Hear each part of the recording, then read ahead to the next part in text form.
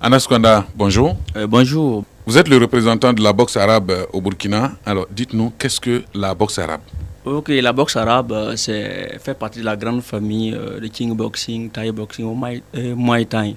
Donc, c'est dire que c'est un sport de combat, pied-point. Voilà en général. Mais la différence entre kickboxing et puis muay thai là, c'est les coups de genoux et puis les saisies, balayages. C'est ça la différence. Sinon, c'est exactement la même chose. Pourquoi boxe arabe? Boxe arabe parce que comme on dit, il y a la boxe anglaise, il y a la boxe française, il y a la boxe thaïlandaise. Donc le boxe arabe parce qu'il y a ce qu'on appelle la promotion d'une culture qui est derrière, si vous voyez un peu, et il y a ce qu'on appelle des techniques en plus. Donc pour faire un peu la différence avec les autres. C'est une nouvelle discipline. Est-ce qu'il y a des adeptes au Burkina? Bien sûr qu'il y a des adeptes au Burkina Faso. En fait, c'est ce qui manquait même. Depuis longtemps, un peu partout autour du Burkina Faso, ici, c'est-à-dire le Mali, le Burkina Faso, il y a souvent des invitations pour aller faire des combats de kickboxing, de MMA, de Muay Thai. Donc ça fait qu'au Burkina Faso, il n'y avait pas un cadre ou il n'y avait pas un cadre pour accompagner ces gens de combattants. Donc Dieu merci, on a eu maintenant un cadre qui est là, qui s'offre à nous de travailler pour promouvoir ça, pour permettre à la jeunesse d'avoir au moins un cadre sain pour bien développer ce sport. Vous parlez de cadre, est-ce qu'on peut s'attendre à une fédération de boxe arabe dans les jours, mois à venir? Disons c'est notre ambition, hein, mais ça va être trop tôt. Parce qu'on connaissant un peu les procédures pour arriver à une fédération, déjà, si on a une représentation et on a un cadre, ça veut dire que quelqu'un qui va travailler derrière pour faire la promotion de ce sport-là. Et Inch'Allah, peut-être bientôt, dans les années à venir, peut-être qu'on aura une fédération. Mais l'objectif, c'est de faire la promotion de ce sport d'abord au Burkina Faso et puis le vulgariser.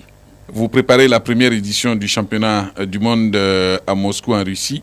De quoi s'agit-il exactement? C'est vraiment un grand événement. C'est un événement qui va faire la promotion de ce sport-là, surtout dans le continent africain. Le continent africain va prendre part à cet événement avec plus de 100 athlètes. C'est-à-dire que dans chaque pays, il y aura au moins 2 représentants. Et à ce jour-là, nous avons 51 États qui ont annoncé leur participation. C'est-à-dire que tous les pays se préparent. Tous les pays, même au Burkina Faso, nous on vient de commencer, mais on avait déjà des athlètes qui étaient déjà lancés dans ce sport-là et qui n'avaient pas un cadre pour les permettre de mieux les voir et de mieux les connaître. Et sinon, vous savez que ça fait partie de la grande famille des sports de combat. Et qui dit sport de combat, pas le poing, pas le pied, et celui qui peut faire un mélange sera toujours le meilleur. Il faut aller découvrir encore ce sport-là pour pouvoir pratiquer ce sport. Vous l'avez dit, hein, le Burkina sera présent avec 2 combattants. Comment ces combattants-là se préparent? Ok, ces combattants sont issus de plusieurs familles de sports de combat. Taekwondo, judo, la lutte traditionnelle, la boxe anglaise, et comme on appelle ça, le Vovinam Viet Vodao. Et vous voyez, c'est ce qu'on appelle, nous on n'a pas cette culture-là d'abord, je n'ai pas vu encore cette culture au Burkina Faso, c'est ce qu'on appelle l'interdisciplinarité. Partir de toutes les disciplines pour parfaire sa discipline. Si on arrivait à faire ça, je pense que c'est ce qui donne un peu plus aux autres par rapport à nous, parce que nous quand on dit qu'il y a une discipline, on se contente de ça, on ne cherche pas à comprendre qu'est-ce qui se passe dans les autres disciplines, pourquoi pas ça, et puis améliorer notre pratique. Donc je pense qu'avec ça, les jeunes ont compris, hein, et même nous ont avancé dans ça. Et ils ont touché à presque toutes les disciplines pour parfaire, ce qui nous a valu même une médaille d'or, pour ne pas dire une médaille du monde, au niveau du Vovinam Viet Vodao. Est-ce qu'on peut avoir l'identité des 2 retenus ou bien actuellement vous êtes en pleine sélection? Non, on a déjà fait la sélection, c'est des gens qui sont, par exemple je prends celui qui pratique Sanda, au niveau de Kung Fu Wushu, qui mélange des poings et les pieds, c'est Nebié Herman. Lui, on l'a retenu, on a commencé à travailler pour qu'il puisse être vraiment pas figuratif, combattant plein. Il y a Mano Fine. Lui, il est le champion du monde de Vovinam Viet Vodao. Il fait la boxe anglaise. Et lui, c'est quelqu'un qui veut qu'on fasse la promotion pour qu'il puisse faire MMA. MMA, c'est la grande famille de la boxe arabe, si vous voulez voir.